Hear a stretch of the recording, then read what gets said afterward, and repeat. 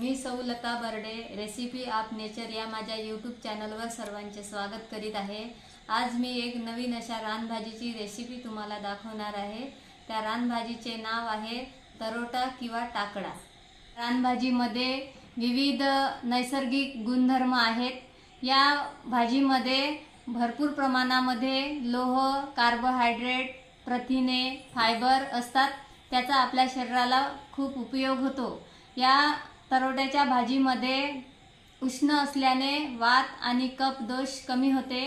तरोट्याची भाजीची पाने जर आपण गचकर्ण आणि त्वचेच्या विकारावर जर लेप लावला तर त्यावर नियंत्रण मिळते। ही भाजी खाल्ल्याने पोटदुखीवर आराम मिळतो। तसेच या भाजीमुळे शरीरातील उच्च रक्तदाब कमी होतो। तसेच लहान मुलाच्या पोटातील जंत बाहेर काढण्यासाठी सुद्धा या भाजीचा उपयोग होतो। या भाजीमुळे कावीळ, ताप, लहान मुलांच्या लकव्यासारखे आजार सुद्धा कमी होतात। त्यामुळे जास्तीत जास्त लोकांनी टाकड्याच्या भाजीची रेसिपी बघून भाजी बनवा आणि खा व विविध अशा आजारापासून मुक्त व्हा। आणि माझी रेसिपी जर तुम्हाला आवडली तर माझ्या चॅनलला लाईक आणि सबस्क्राइब करा। ही रानभाजी रस्त्याच्या कडेला, आजूबाजूला, तसेच शेतात, जंगलात कुठेही आढळते। ही रानभाजी जून महिन्यामध्ये पहिला पाऊस आला की उगवते आणि ही छोटे छोटे पानं असतानाच हिला जर आपण खुडून आणली आणि ही भाजी देठापासून वेगळी करावी लागते। हे बटाट्याची भाजी चिरल्यानंतर मी हिला आता पाण्यामध्ये छान धुवून घेत आहे आणि 10 मिनिट हिला पाणी घालून वाफवून घेणार आहे। भाजीला फोडणी घालण्यासाठी मी कढईमध्ये तेल घेतलेलं आहे। तेल चांगलं गरम झालेलं आहे। यामध्ये मी जिरं घालत आहे।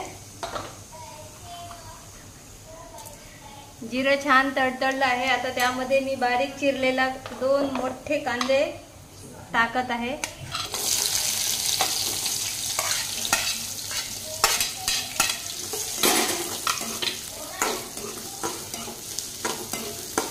कांदे छान परतले आहे। आता मी यामध्ये लसूण थोडं बारीक करून टाकत आहे। यानंतर मी हिरवी मिरची टाकत आहे।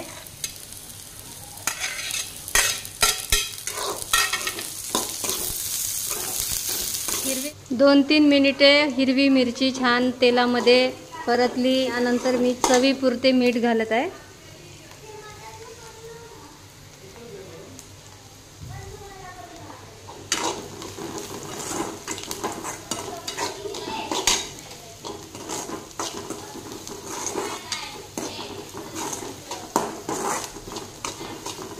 मीठ पण छान मिक्स झालेलं आहे। आता त्यामध्ये मी ही वाफवलेली भाजी घालत आहे।